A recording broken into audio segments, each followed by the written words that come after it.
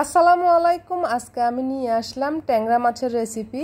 তো আমি কিভাবে ট্যাংরা মাছটা রান্না করব সেটাই দেখাবো। এখানে দেখতেই পাচ্ছেন একেবারে তাজা বড় বড় ট্যাংরা মাছ আমি ধুয়ে পরিষ্কার করে নিলাম। এই ট্যাংরা মাছগুলো কিন্তু অনেক বড় সাইজে, কিন্তু মোবাইলে যতটা ছোট দেখা যাচ্ছে তার চেয়েও কিন্তু অনেক বড় বড় ট্যাংরা মাছগুলো। তো এখানে হচ্ছে এখন আমি রান্না চলে আসলাম। এখন এই যে প্যানে আমি তেল দিয়ে দিলাম পরিমাণ মতো। তো আসলে ট্যাংরা মাছ খেতে কিন্তু অসাধারণ, আমার থেকে সবচেয়ে ভালো লাগে ট্যাংরা মাছ রান্নাটা।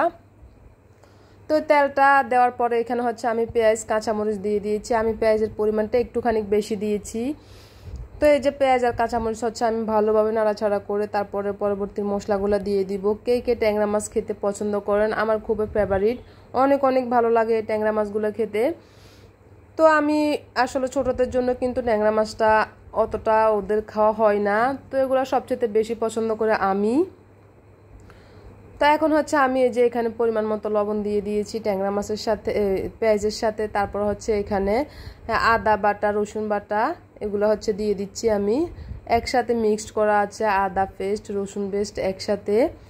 তো পরিমাণ মতো সেগুলো দিয়ে দিলাম। এখন হচ্ছে পরবর্তী মশলাগুলো দিয়ে দিচ্ছি। আমি কিন্তু প্রত্যেকটা মশলা দেওয়ার পর হচ্ছে আমি একটু নাড়াচাড়া করে দিচ্ছি। এখানে হচ্ছে হলুদের গুঁড়া দিয়ে দিয়েছি পরিমাণ মতো।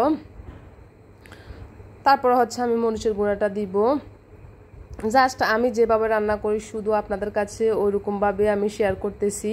অনেকে অনেক রকম রান্না করেন, আজকে আমার রান্নাটা দেখাচ্ছি। এখানে হচ্ছে মরিচের গুঁড়া দিয়ে দিচ্ছি পরিমাণ মতো। মরিচের গুঁড়ো দেওয়া হচ্ছে যে যেতটুকু আসলে জাল বেশি পছন্দ করেন ওটুকু দিলে হবে। আমার পরিমাপ অনুযায়ী হচ্ছে আমি জালটা যতটুকু খাই ওটুকু হচ্ছে দিয়ে দিয়েছি। এখন হচ্ছে আমি একটু নাড়াচাড়া করে দিলাম। সামান্য পরিমাণ একটু পানি দিয়ে হচ্ছে আমি মশলাটা কষিয়ে নিব। আসলে রান্নার সবচেয়ে বেশি প্রয়োজন হচ্ছে মশলাটা কষানো। তো এখানে হচ্ছে আমি কিছু পরিমাণ পানি দিয়ে দিলাম। পানি দিয়ে হচ্ছে আমি ঢাকনাটা দিয়ে তারপর হচ্ছে মশলাটা কষিয়ে নিব ভালোভাবে। তো কষানোর পরে কিন্তু আমি আবার আসব। আর ট্যাংরা মাছটা আসলে যাতে না ভাঙে ওরকমভাবে রান্না করতে হবে আমাদের।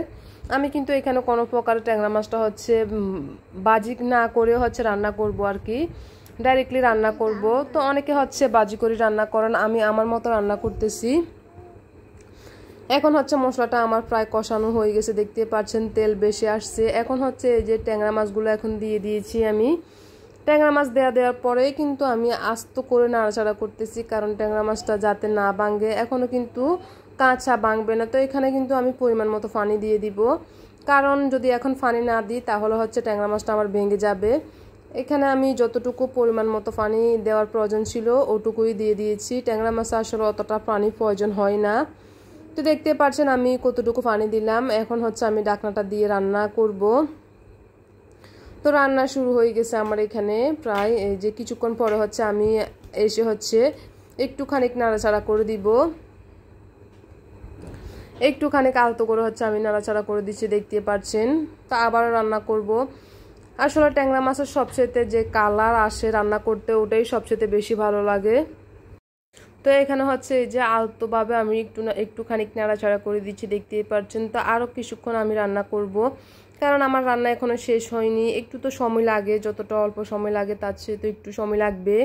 তো এখানে হচ্ছে যে কিছুক্ষণ পরে হচ্ছে আমার ফ্রাই ট্যাংরা মাছগুলো হয়ে এসেছে। তো দেখতেই পাচ্ছেন আমি কিছু ধনিয়া কুচি দিয়ে দিচ্ছি। ধনিয়া পাতা দিলে আসলে ফ্লেভারটা একটু ভালো আসে আর খেতেও খুবই মজা লাগে। তা আমি একটুখানি ধনিয়া পাতা হচ্ছে হাত দিয়ে ছিঁড়ে ছিঁড়ে দিচ্ছি। তো দেখতে পাচ্ছেন কিন্তু সুন্দর একটা কালারও চলে এসেছে। তারপর হচ্ছে আমি আপনাদেরকে নামিয়ে দেখাবো। এই তরকারির হচ্ছে সবচেয়ে কালার যদি আসে আসলে খেতেও ভালো লাগে, কালার যদি না আসে খেতেও তরকারিটা যে কোনো তরকারির ক্ষেত্রে হচ্ছে ভালো লাগে না। তো দেখতে পাচ্ছেন এখানে এত সুন্দর একটা কালার এসেছে। এই রান্নাটা কিন্তু বেশ বেশ মজা হয়েছে ট্যাংরা মাছটা রান্না। তো কে কিরকম রান্না করেন, আমি আমার মতো কিন্তু এই রান্নাটা আপনাদেরকে হচ্ছে দেখিয়েছি। এই যে কত সুন্দর রান্না হয়ে গেছে আমার। তো এখন হচ্ছে আমি চুলাটা কিন্তু কিছুক্ষণ পরে অফ করে দিব, কারণ আমার ধনিয়া পাতা দেওয়া শেষ হয়ে গেছে। তা আমি হচ্ছে আপনাদেরকে পরবর্তী অবস্থায় দেখাবো কীরকম হয়েছে। এই যে ট্যাংরা মাছের রান্নাটা অসাধারণ হয়েছে একেবারে, কি বলবো আর। যেমন দেখতে কালার যেমন হয়েছে সুন্দর মাছটা রান্না, তেমনি কিন্তু খেতেও অসাধারণ, অনেক অনেক মজা হয়েছে, টেস্টি হয়েছে এই রান্নাটা। তো আসলে ট্যাংরা মাছটা যদি কেউ পছন্দ করে থাকেন কিংবা আমার মতো রান্না করে থাকেন তাহলে কিন্তু কমেন্টে জানাবেন।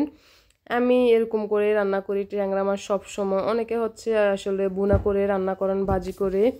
তো আমি আমার মতো দেখিয়ে দিলাম। আজকে এই পর্যন্তই। সবাই ভালো থাকবেন, সুস্থ থাকবেন। আল্লাহ হাফেজ।